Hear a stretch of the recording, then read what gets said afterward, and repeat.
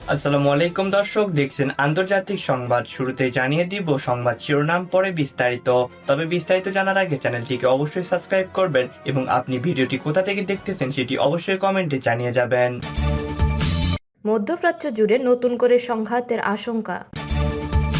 হরমুজে হামলায় প্রাণ হারানো নাবিকদের বেশিরভাগ ভারতীয়। সৌদির কাছে $1.96 বিলিয়ন অস্ত্র বিক্রির সম্ভাব্য অনুমোদন দিল যুক্তরাষ্ট্র। চরম অজনপ্রিয় ইরান যুদ্ধ থেকে বেরিয়ে আসতে মরিয়া ট্রাম্প। ইয়েমেনের রাজধানী সানার আন্তর্জাতিক বিমানবন্দরে হামলা। ইয়েমেনের হুতিদের পাল্টা ক্ষেপণাস্ত্র হামলার হুমকি এবং লোহিত সাগরের নৌ নিরাপত্তা নিয়ে উদ্বেগ দেখা দিয়েছে। সব মিলিয়ে নতুন করে সংঘাতের আশঙ্কা তৈরি হয়েছে মধ্যপ্রাচ্য জুড়ে। ফলে ইয়েমেনকে ঘিরে আবারও উত্তপ্ত হয়ে উঠেছে ওই অঞ্চলের রাজনীতি। সাম্প্রতিক এই উত্তেজনার সূচনা হয় সানা আন্তর্জাতিক বিমানবন্দরকে ঘিরে। ইয়েমেনের আন্তর্জাতিকভাবে স্বীকৃত সরকার বিমানবন্দরের রানওয়েতে হামলা চালিয়ে একটি ইরানি বিমানকে অবতরণে বাধা দেয়। সরকারের দাবি, ওই বিমানের সঙ্গে ইরানের সামরিক সংশ্লিষ্টতা ছিল এবং এর মাধ্যমে হুতিদের সহায়তা দেওয়া হতে পারে। ইয়েমেনের এই সংকট মূলত সৌদি আরব ও ইরানের দীর্ঘদিনের আঞ্চলিক প্রভাব বিস্তারের লড়াইয়ের একটি অংশ। হুতি বিদ্রোহীদের পেছনে ইরানের সমর্থন রয়েছে বলে অভিযোগ করে আসছে সৌদি আরব। অন্যদিকে হুতিরা নিজেদের ইয়েমেনের রাজনৈতিক শক্তি হিসেবে তুলে ধরে আসছেন। হুতিদের রাজনৈতিক ব্যুরোর সদস্য মোহাম্মদ আল বুখাইতি এই হামলার জন্য সৌদি আরবকে দায়ী করে পাল্টা ব্যবস্থা নেওয়ার হুমকি দিয়েছেন। তিনি বলেন, তারা যদি আমাদের বিমানবন্দর বন্ধ করতে পারে তাহলে আমরাও তাদের বিমানবন্দরে হামলা চালানোর অধিকার রাখি। এরপর হুতিরা সৌদি আরবের দক্ষিণাঞ্চলের আবহা আন্তর্জাতিক বিমানবন্দর লক্ষ্য করে ব্যালিস্টিক ক্ষেপণাস্ত্র ছোড়ে। তবে সৌদি নেতৃত্বাধীন জোটের দাবি, তারা এসব ক্ষেপণাস্ত্র প্রতিহত করেছে। হুতিরা জানিয়েছে, সানা বিমানবন্দরের উপর নিষেধাজ্ঞা তুলে না নেওয়া হলে তারা আরও পদক্ষেপ নেবে। একই সঙ্গে তেহরান সানা বিমানবন্দর যোগাযোগ চালু রাখার কথাও বলেছে তারা।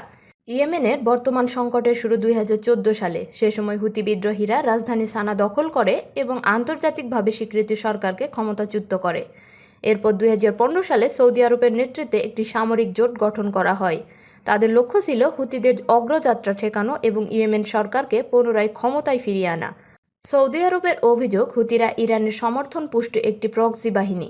রিয়াদের আশঙ্কা, ইয়েমেনের মতো কৌশলগত অবস্থানে ইরানের প্রভাব বাড়লে তা সৌদি নিরাপত্তার জন্য হুমকি হয়ে দাঁড়াবে। সিএনএনের সামরিক বিশ্লেষক অবসরপ্রাপ্ত লেফটেন্যান্ট কর্নেল রিক ফ্রানকোনা বলেন, সৌদি আরব হুতিদের ইরানের একটি মিত্রবাহিনী হিসাবে দেখে। যেমন দক্ষিণ লেবাননে হিজবুল্লাহকে ইরানের মিত্রশক্তি হিসাবে দেখা হয়। শিয়া সংখ্যাগরিষ্ঠ ইরান এবং সুন্নি প্রধান সৌদি আরব দীর্ঘদিন ধরে মধ্যপ্রাচ্যে প্রভাব বিস্তারের প্রতিযোগিতায় লিপ্ত রয়েছে। ইয়েমেন সেই প্রতিদ্বন্দ্বিতার অন্যতম প্রধান ক্ষেত্র। 2022 সালে ইয়েমেনে একটি অনানুষ্ঠানিক যুদ্ধবিরতির পর বড় ধরনের সংঘর্ষ অনেকটাই কমে আসে, তবে স্থায়ী শান্তি প্রতিষ্ঠার আলোচনা এগোয়নি। সাম্প্রতিক সপ্তাহগুলোতে হোদেইদা, মারিব, তাইজ ও আল জাউফ সহ বিভিন্ন এলাকায় আবারও সামরিক তৎপরতা বেড়েছে। হুদেইদার হায়েস এলাকায় হুতি ও সরকারি বাহিনীর মধ্যে সংঘর্ষে হতাহতের ঘটনাও ঘটেছে। লোহিত সাগরের কাছে হওয়ায় এই অঞ্চল সামরিক ও বাণিজ্যিক দিক থেকে অত্যন্ত গুরুত্বপূর্ণ। আল জাউফে উপজাতীয় বিরোধকে কেন্দ্র করে হুতিদের বিরুদ্ধে ক্ষোভ তৈরি হয়েছে। বিশ্লেষকদের মতে এই পরিস্থিতি হুতিদের উপর নতুন চাপ তৈরি করতে পারে। তবে ইয়েমেন সংকট শুধু দেশটির মধ্যে সীমাবদ্ধ নয়, এর প্রভাব পড়তে পারে আন্তর্জাতিক বাণিজ্যিক ও জ্বালানি বাজারে। লোহিত সাগর ও এডেন উপসাগরের মধ্যে অবস্থিত বাব আল মানদেব প্রণালী বিশ্বের অন্যতম গুরুত্বপূর্ণ নৌপথ। প্রতিদিন বিশ্বের বিপুল পরিমাণ পণ্য ও জ্বালানি এই পথ দিয়ে পরিবহন করা হয়। 2024 সালে এই প্রণালী দিয়ে প্রতিদিন গড়ে প্রায় 40 লাখ ব্যারেল তেল ও জ্বালানি পণ্য পরিবহন হয়েছে। যুক্তরাষ্ট্র ও ইরানের মধ্যে যুদ্ধ শুরুর পর অন্যতম প্রতিদ্বন্দ্বিতাপূর্ণ বিষয়ে পরিণত হয়েছে গুরুত্বপূর্ণ হরমুজ প্রণালীর নিয়ন্ত্রণ। ইরান হরমুজকে নিজেদের আয়ত্তে রাখতে তাদের নির্ধারিত রুটের বাইরে চলা জাহাজে হামলা চালিয়ে আসছে। অপরদিকে যুক্তরাষ্ট্র নৌ অবরোধ আরোপ করার পর যেসব জাহাজ যাওয়ার চেষ্টা করছে সেগুলোতে হামলা চালিয়েছে। এই পাল্টা হামলায় গত 1 মার্চ থেকে 14 জুলাই পর্যন্ত 16 জন নাবিক নিহত হয়েছেন, যাদের বেশিরভাগই ভারতীয় বলে দাবি করেছে দেশটির সংবাদ মাধ্যম এনডিটিভি। সংবাদ মাধ্যমটি বলেছে, নিহত 16 নাবিকের মধ্যে 7 জন ভারতের, যা মোট নিহতের 44%। এর মধ্যে মার্কিন সেনারা গত 8 জুন থেকে 11 জুন পর্যন্ত এমটি ম্যারিভ্যাক্স, এমটি সেত্তেবেলো, এমটি জালভির নামে 3টি জাহাজে হামলা চালায়। এতে 3 ভারতীয় নাবিক প্রাণ হারান। অপরদিকে ইরানের হামলায় আরও 4 জন নিহত হন। গত 28 ফেব্রুয়ারি যুক্তরাষ্ট্র, ইসরায়েল ও ইরানের মধ্যে যুদ্ধ শুরু হয়। এর মাত্র একদিন পরে গত 1 মার্চ এক ভারতীয় নাবিক হামলায় নিহত হন। তার জাহাজটি ওমান উপকূলে ছিল। এছাড়া পারস্য উপসাগর ও ওমান উপসাগরে হামলার কবলে পড়ে মৃত্যুর ঝুঁকিতে পড়েছিলেন 180 ভারতীয় নাবিক। সৌদি আরবের কাছে 1.96 বিলিয়ন মার্কিন ডলার মূল্যের অ্যাডভান্স প্রিসিশন কিল ওয়েপন সিস্টেম বিক্রির সম্ভাব্য অনুমোদন দিয়েছে যুক্তরাষ্ট্র সরকার। যুক্তরাষ্ট্রের পররাষ্ট্র দপ্তর বুধবার এমনটা জানিয়েছে। পররাষ্ট্র দপ্তর জানায়, সৌদি আরব যুক্তরাষ্ট্রের কাছে 10,000 পর্যন্ত APKWS-2 air to air guidance section এবং আরও 10,000 APKWS-2 air to ground guidance section কেনার অনুরোধ জানিয়েছিল। এই চুক্তির বিষয়ে মার্কিন পররাষ্ট্র দপ্তর তাদের এক বিজ্ঞপ্তিতে জানিয়েছে, প্রস্তাবিত এই অস্ত্র বিক্রি যুক্তরাষ্ট্রের পররাষ্ট্র নীতি ও জাতীয় নিরাপত্তার উদ্দেশ্য অর্জনের সহায়ক হবে। এটি উপসাগরীয় অঞ্চলে রাজনৈতিক স্থিতিশীলতা এবং অর্থনৈতিক অগ্রগতির ক্ষেত্রে গুরুত্বপূর্ণ ভূমিকা পালনকারী যুক্তরাষ্ট্রের অন্যতম প্রধান একটি নন-ন্যাটো মিত্র দেশের নিরাপত্তাকে আরও সুদীর্ঘ করবে। অস্ত্র চুক্তিটি সৌদি আরবের নিজেদের মাতৃভূমির প্রতিরক্ষাকে শক্তিশালী করার পাশাপাশি বর্তমান ও ভবিষ্যতের যে কোনো সামরিক হুমকি মোকাবেলার সক্ষমতা বৃদ্ধি করবে বলে আশা করা হচ্ছে। এছাড়া এর মাধ্যমে মার্কিন বাহিনী এবং অন্যান্য আঞ্চলিক ও ন্যাটো বাহিনীর সাথে সৌদি আরবের সামরিক আন্তঃকার্যকারিতাও আরও উন্নত হবে।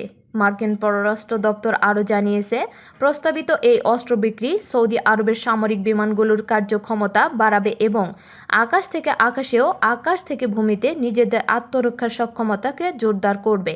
এই বিশাল অস্ত্র চুক্তির প্রধান ঠিকাদার হিসেবে কাজ করবে সমরাস্ত্র প্রস্তুতকারী প্রতিষ্ঠান BAE সিস্টেমস। চুক্তির আওতায় প্রোগ্রাম ও প্রযুক্তিগত পর্যালোচনা এবং প্রশিক্ষণ ও রক্ষণাবেক্ষণ সহায়তার জন্য 15 জন মার্কিন সরকারি প্রতিনিধি এবং 15 জন আমেরিকান ঠিকাদার প্রতিনিধিকে দীর্ঘমেয়াদের জন্য সৌদি আরবে পাঠানো হবে। প্রসঙ্গগত, যুক্তরাষ্ট্র ও সৌদি আরবের মধ্যকার সামরিক সহযোগিতা বেশ দীর্ঘদিনের ও গভীর। এর আগে 2025 সালের 9 সেপ্টেম্বর মিশরে উভয় দেশের সামরিক বাহিনী একটি যৌথ লাইভ ফায়ার মহড়ার অংশ নিয়েছিল, যা দেশ দুটির ঘনিষ্ঠ সামরিক অংশীদারিত্বের প্রতিফলন। মার্কিন যুক্তরাষ্ট্র টানা 5ম দিনের মতো ইরানের অভ্যন্তরে হামলা চালিয়েছে। মার্কিন সেন্ট্রাল কমান্ড জানিয়েছে, হরমুজ প্রণালীতে ইরানের সামরিক নিয়ন্ত্রণ এবং আন্তর্জাতিক জলপথে বাণিজ্যিক জাহাজ চলাচলে বাধা সৃষ্টির অপচেষ্টার সঙ্গে যুক্ত লক্ষ্যবস্তুতে মূলত এই নতুন দফার হামলা চালানো হয়েছে। তবে চলমান এই সামরিক সংঘাতের মাঝে চরম অজনপ্রিয় এই যুদ্ধ থেকে বেরিয়ে আসার একটি সম্মানজনক পথ খুঁজছে ট্রাম্প প্রশাসন। মার্কিন প্রেসিডেন্ট ডোনাল্ড ট্রাম্প সুস্পষ্টভাবে জানিয়েছেন যে ইরানের উপর এই সামরিক হামলা অব্যাহত থাকবে। তবে একই সঙ্গে তিনি এই দাবিও করেছেন যে ইরানের পক্ষ থেকে মার্কিন কর্মকর্তাদের সাথে বৈঠকের জন্য অনুরোধ জানানো হয়েছে। সাম্প্রতিক এই তীব্র সহিংসতার পরও ট্রাম্প যে কোনো মূল্যে আলোচনার পথটি খোলা রাখতে চাইছেন, তা তার এই বক্তব্য থেকে অনেকটা স্পষ্ট হয়ে উঠেছে। কূটনৈতিক বিশ্লেষকদের মতে, যুক্তরাষ্ট্র কতটা মরিয়া হয়ে এই আলোচনা সফল করতে চাইছে এটি তারই একটি সুস্পষ্ট ইঙ্গিত। প্রেসিডেন্ট ট্রাম্পের জন্য এটি মূলত তার প্রশাসনের উপর চেপে বসা চরম অজনপ্রিয় একটি যুদ্ধ থেকে নিজেদের সরিয়ে নেওয়ার এবং একটি নিরাপদ প্রস্থান বা এক্সিট র্যাম্প নিশ্চিত করার একটি মোক্ষম উপায় হিসেবে কাজ করছে। যুক্তরাষ্ট্রের কথিত ইসলামাবাদ সমঝোতা লঙ্ঘন এবং নিজেদের ভূখণ্ডে নতুন করে আগ্রাসনের অভিযোগ এনে হরমুজ প্রণালী পুনরায় বন্ধের হুমকি দিয়েছে ইরানের ইসলামী বিপ্লবী গার্ড বাহিনী। এই উত্তেজনাকর পরিস্থিতির মধ্যেই নিজেদের সামরিক সক্ষমতা ও প্রতিরোধ ব্যবস্থা নিয়ে নতুন করে সরব হয়েছে তেহরান। ইরানি বিশ্লেষকদের দাবি, দেশটির সেনাবাহিনী ও